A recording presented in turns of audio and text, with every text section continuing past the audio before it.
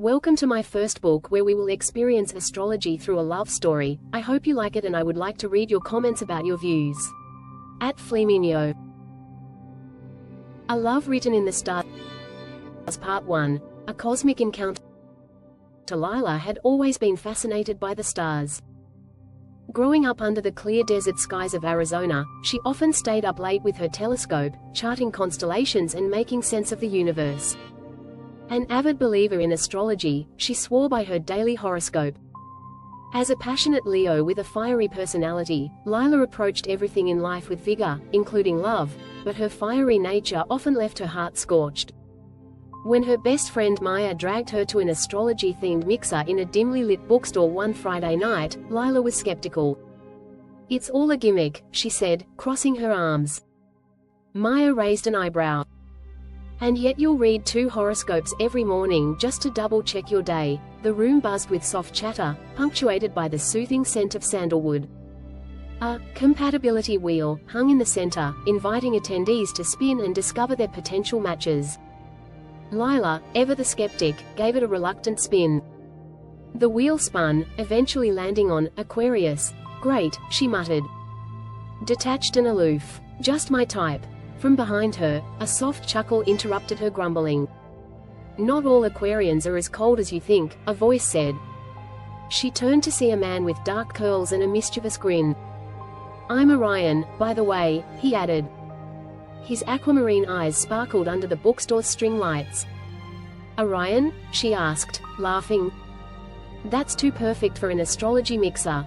What's next? You're going to tell me you were born during a meteor shower?" His grin widened. Close. Solar eclipse. January 20th. Sun, Moon, and Mercury all in Aquarius. Lila's fiery Leo energy felt both challenged and intrigued by his calm demeanor. A spark ignited.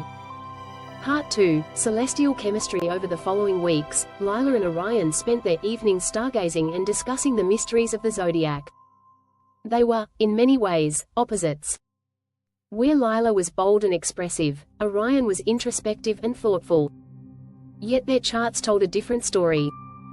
"You know," Orion said one night, lying beside her on a picnic blanket under a canopy of stars, "your moon in Cancer balances out my sun perfectly.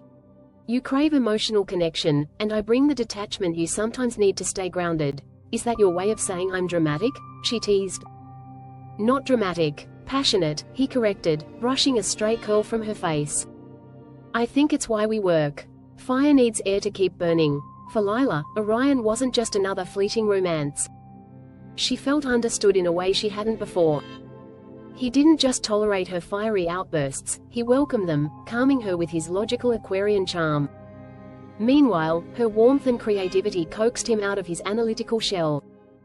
They found balance in each other's extremes. Part 3. The Retrograde Rumble. But like any story written in the stars, their love faced challenges.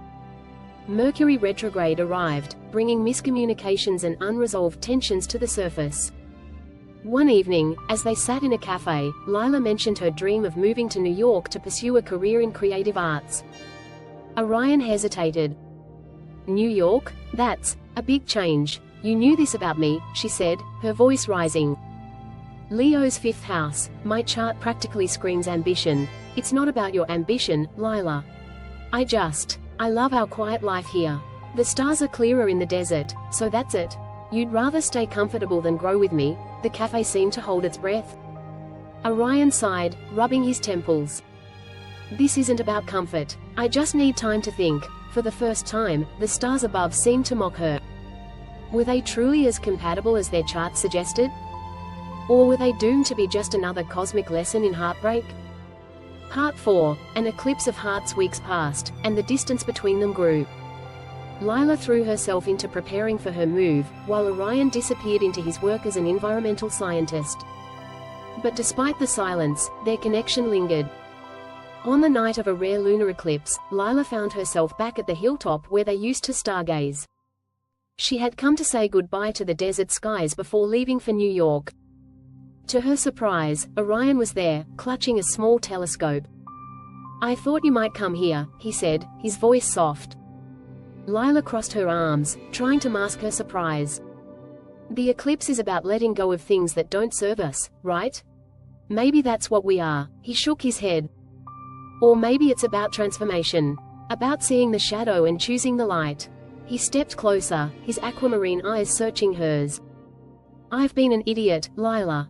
I was scared, but I don't want to lose you. Even if it means chasing you across a city where the stars aren't as bright. Her heart, ruled by the sun, swelled with warmth.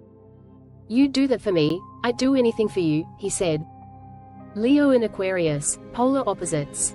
We're meant to push each other to grow. Part 5. Written in the stars. A year later, Lila stood on the rooftop of her Brooklyn apartment, Orion by her side. The city lights blurred out most of the stars, but neither of them minded. Their love had become its own constellation, a perfect balance of fire and air, ambition and calm, passion and logic. Under a crescent moon, Lila looked up and smiled. Do you think the stars ever get tired of hearing our stories? Orion wrapped his arm around her. Never. They were here for the beginning, and they'll be here long after us. We're just lucky they wrote us into the same chapter, and together, they continued to write their story, one that was, truly, written in the stars. If you like my videos, don't forget to like them, subscribe for future videos and comment on the subject of the new video, with love smiley face. @Fleminio.